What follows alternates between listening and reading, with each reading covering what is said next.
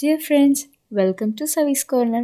இன்றைக்கி நம்ம சேனலில் பார்க்க போகிற ரெசிபி ஒரு ஹெல்த்தியான கேக் ரெசிபி. இது ஏன்னா ஹெல்த்தின்னு சொல்கிறேன்னா, இதில் ஹெல்த்தியான 2 இன்க்ரீடியன்ட் போட போகிறேன். ஒன்று கேரட், இன்னொன்று டேட்ஸ். இது ரெண்டுமே குழந்தைங்களுக்கு ரொம்ப இம்பார்ட்டண்டான ஒன்று.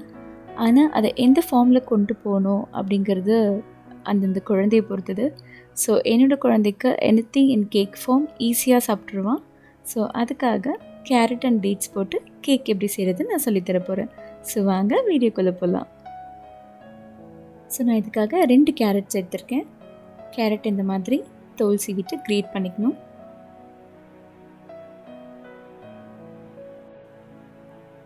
ஃபுல்லாக கிரேட் பண்ணியாச்சு.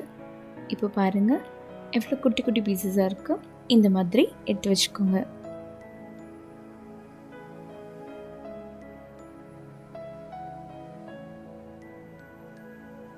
And next main ingredient dates. So இந்த பேச்சம்பழம் எனக்கு சீடோடு கிடச்சிருக்கு. சீட்லெஸ் இருந்தால் நீங்கள் சீட்லெஸ் வாங்கிக்கலாம். இப்போது இதில் இருக்க சீட்ஸ் எல்லாம் ரிமூவ் பண்ணிவிட்டு அதையும் இந்த மாதிரி குட்டி குட்டி பீசஸாக கட் பண்ணி எடுத்துக்கலாம். நான் 1 கப் ஆஃப் கேரட்க்கு ஒரு 12 பீசஸ் ஆஃப் டேட்ஸ் போட்டிருக்கேன்.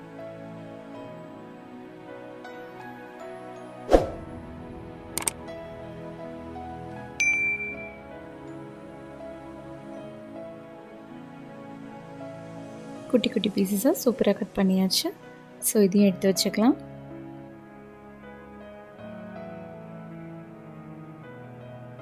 நெக்ஸ்ட் மெயின் இன்க்ரீடியண்ட் எக்கு வேணான்றவங்க கர்ட் சேர்த்துக்கலாம். ஸோ நான் 1/2 கப் எடுத்துக்கிறேன். ஸோ 1/2 கப் மெஷர்மெண்ட் அளவுக்கு நம்ம எக் எடுத்துக்கணும். ஸோ 3 எக் சேர்த்தா 1/2 கப்புக்கு கரெக்டாக இருக்கும். ஸோ நான் 3 முட்டையை உடச்சி ஊற்றிக்கிறேன்.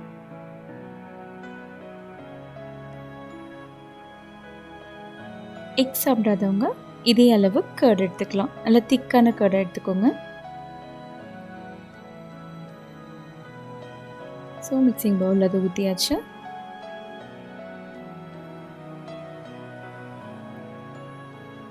இப்போது வயர் விஸ்க் வச்சு நல்லா பிளெண்ட் பண்ணிக்கலாம்.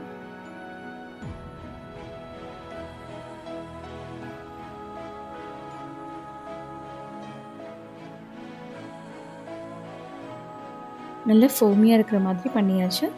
இப்போது நான் சுகரை பவுடர் பண்ணிக்க போகிறேன். ஸோ அதே அளவு 1 கப் சுகர் எடுத்திருக்கேன். இதை நல்லா பவுடர் பண்ணிக்கலாம். ஸோ பவுடர் சுகரும் ரெடி ஆகிடுச்சு. இப்போ எக்கோடு நம்ம இந்த பவுடர் சுகரை சேர்த்துடலாம்.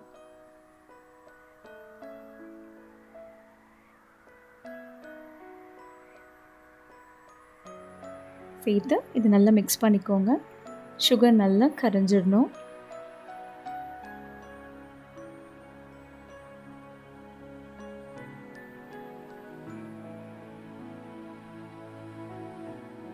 ஓகே, நல்லா மிக்ஸ் பண்ணியாச்சு.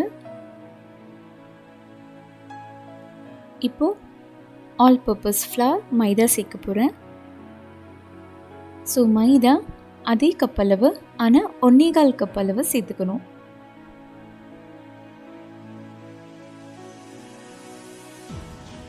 நீங்கள் மைதாக்கு பதில் கோதுமை மாவு கூட சேர்த்துக்கலாம்.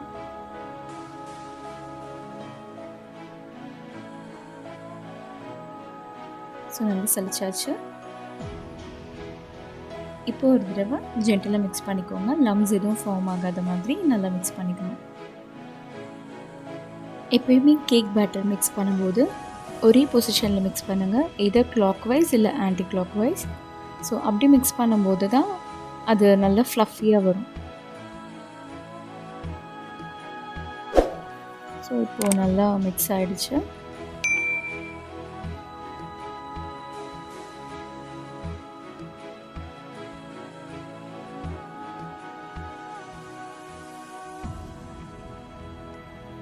இது மாதிரி இருக்கணும்.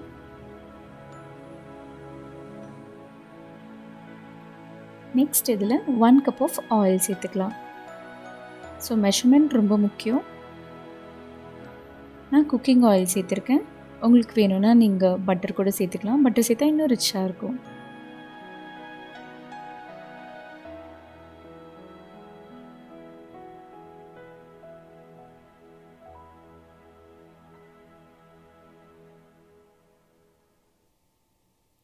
இப்போ நான் கொக்கோ பவுடர் சேர்த்துக்கிறேன். நான் 3 tablespoon of cocoa powder இதோட சேர்த்துக்கிறேன். ஏன்னா குழந்தைங்க எப்போவுமே சாக்லேட் ஃப்ளேவர் கொஞ்சம் விரும்பி சாப்பிடுவாங்க. ஸோ அதுக்காக நம்ம கொக்கோ பவுடர் இதில் சேர்த்துக்கலாம். அண்ட் சாக்லேட் ஃப்ளேவர் பண்ணும்போது இது ஒரு ப்ளம் கேக் சாப்பிட்ற மாதிரி ஃபீல் ஆகும் அண்ட் ரொம்ப நல்லாயிருக்கும். ஸோ அது நல்லா டிசால்வ் ஆகிற வரைக்கும் நல்லா மிக்ஸ் பண்ணிக்கலாம்.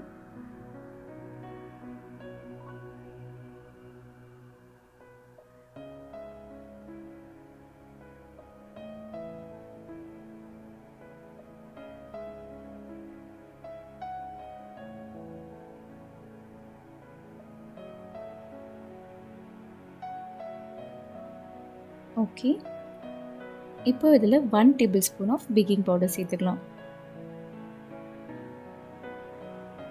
இதோட ஒரு 1/2 டேபிள் ஸ்பூன் பேக்கிங் சோடா சேர்த்துக்கலாம். பட் ஆனால் அது ஆப்ஷனல் தான். நான் எப்பயுமே பேக்கிங் பவுடர் மட்டும் மோஸ்ட்லி சேர்த்துப்பேன். இதுவே போதுமானது தான்.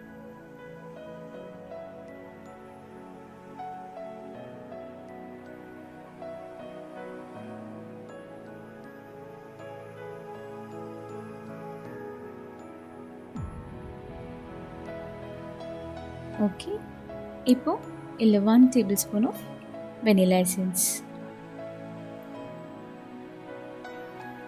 இது ஒரு நல்ல ஃப்ளேவர் கொடுக்கும், அதுக்காக மட்டும்தான் சேர்க்குறோம். ஸோ இதை நல்லா மிக்ஸ் பண்ணி எடுத்து வச்சுக்கலாம். இப்போ நம்ம கேரட் அண்ட் டேட்ஸ் போடுறதுக்காக ஒரு பிளேட் எடுத்துக்கோங்க. அதில் நம்ம கிரேட் பண்ணி வச்சுருக்க கேரட்ஸ் போட்டுக்கலாம். இது இந்த மாதிரி ஸ்ப்ரெட் பண்ணி விட்டுக்கோங்க. இப்போ இதில் ஒரு 2 டேபிள் ஸ்பூன் ஆஃப் மைதா சேர்த்துக்கலாம், ஆல் பர்பஸ் ஃப்ளார்.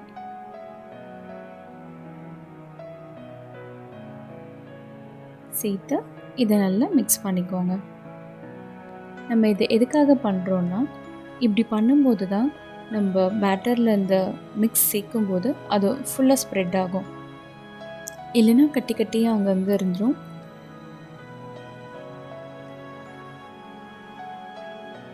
இப்போ இதுலேயே நம்ம கட் பண்ணி வச்சுருக்க டேட்ஸும் சேர்த்துக்கலாம். சேர்த்து இதையும் அதோட கம்பைன் ஆகிற மாதிரி நல்லா மிக்ஸ் பண்ணிக்கோங்க.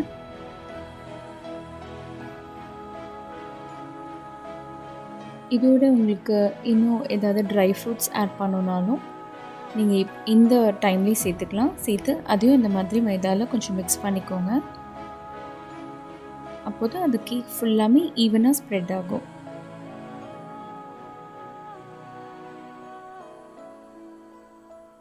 ஓகே, ஃபுல்லாக பண்ணியாச்சு. இப்போ இதை நம்ம பேட்டரோடு சேர்த்துடலாம்.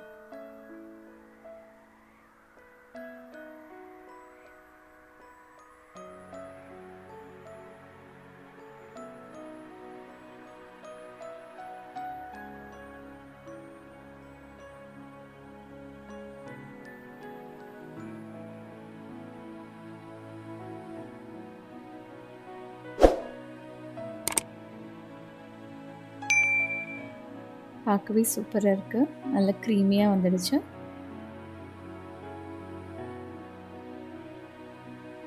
இது கரெக்டான கன்சிஸ்டன்சி. ஸோ கரெக்டாக ரெடி ஆகிடுச்சு.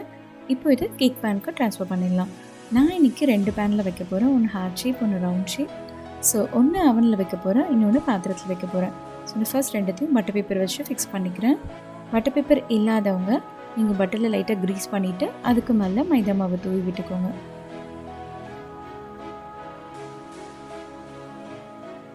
ஸோ நான் தின் லேயராக தான் பண்ண போகிறேன். ஸோ பாதி அளவு ஒரு பேன்லேயும் ஊற்றினா கரெக்டாக இருக்கும்.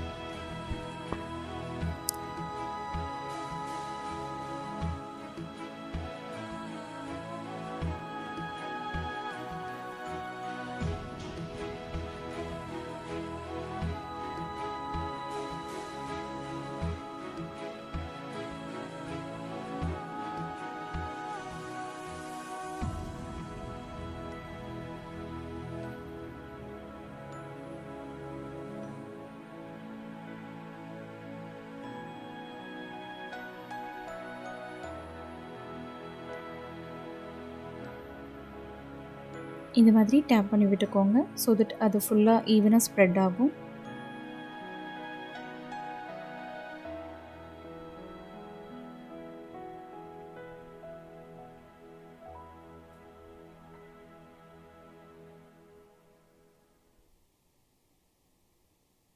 அவ்வளோதான். இப்போது நம்ம இதை அப்படியே கூட பேக் பண்ணலாம். ஆனால் இன்னும் கொஞ்சம் நல்லா இருக்கணுன்றதுக்காக நான் இது கொஞ்சம் டெக்கரேட் பண்ண போகிறேன். ஸோ நான் டெக்கரேட் பண்ணுறதுக்கு டூட்டி ஃப்ரூட்டி எடுத்திருக்கேன். ஸோ அதை வச்சு லைட்டாக இப்படி தூவி விட்டுக்கிறேன். இது ஃபுல் அண்ட் ஃபுல் ஆப்ஷனல் தான். உங்ககிட்ட என்ன இருக்கோ நீங்கள் அதை வச்சு டெக்கரேட் பண்ணிக்கலாம்.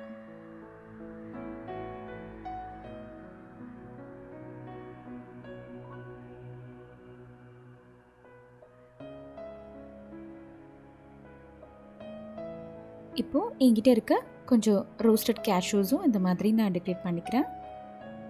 அவ்வளோதான், சூப்பராக ரெடி ஆகிடுச்சு. இப்போ நம்ம அவனில் வைக்கலாம். நான் ஆல்ரெடி ப்ரீ ஹீட் பண்ணி வச்சுருக்கேன் 10 மினிட்ஸ்க்கு. இப்போ உள்ளே வச்சு நம்ம பேக் பண்ணிடலாம். இது ஒரு அவன் பொறுத்து. என்னோடய அவனில் நான் எப்போவுமே 45 மினிட்ஸ் வைப்பேன்.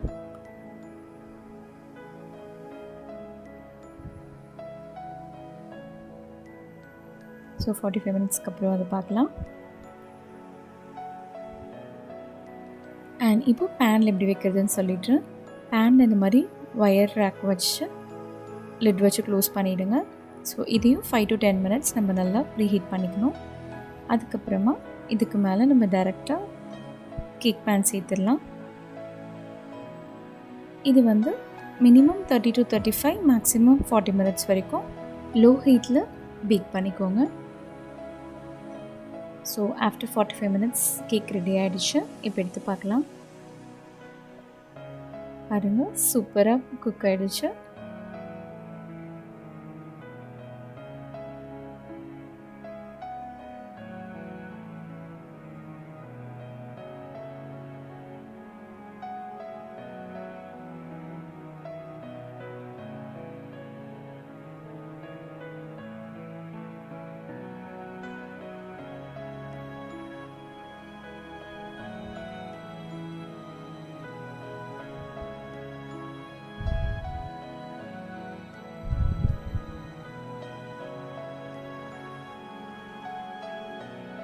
இப்போது பேனில் வச்சதை பார்க்கலாம். இப்படி ஒரு டூத் பிக் வச்சு செக் பண்ணிக்கோங்க. அதில் ஒட்டாமல் வந்ததுன்னா அது நல்லா குக் ஆகிடுச்சுன்னு அர்த்தம்.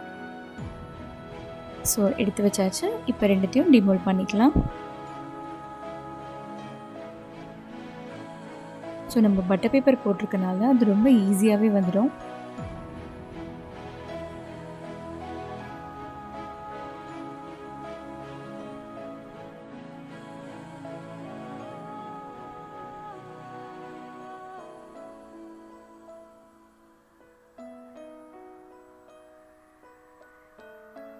ஓகே, இப்போது அந்த பட்டர் பேப்பர் ரிமூவ் பண்ணிக்கலாம். பாருங்கள், நல்லா வந்திருக்கு. கொஞ்சம் கூட ஒட்டவே இல்லை. நல்லா சாஃப்டாகவும் இருக்குது.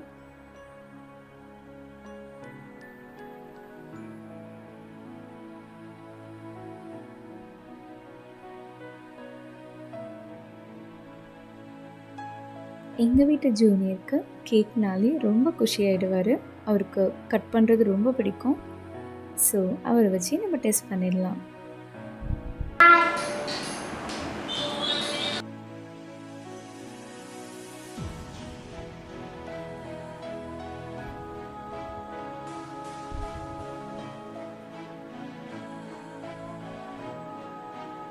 இதில் கேரட் எங்கே, டேட்ஸ் எங்கன்னு கண்டே பிடிக்க முடியாது. குழந்தைங்களை ஈஸியாக ஏமாற்றி அவங்களுக்கு கொடுத்துடலாம்.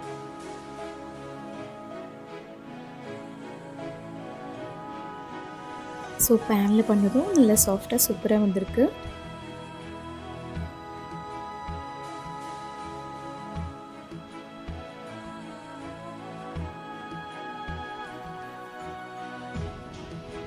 பாருங்கள், இவ்வளோ சாஃப்டாக இருக்குது. டேஸ்ட்டும் செம்மையாக இருந்துச்சு. ஸோ கண்டிப்பாக ட்ரை பண்ணி பாருங்கள். கிட்ஸ்க்கு ரொம்பவே பிடிக்கும் அது.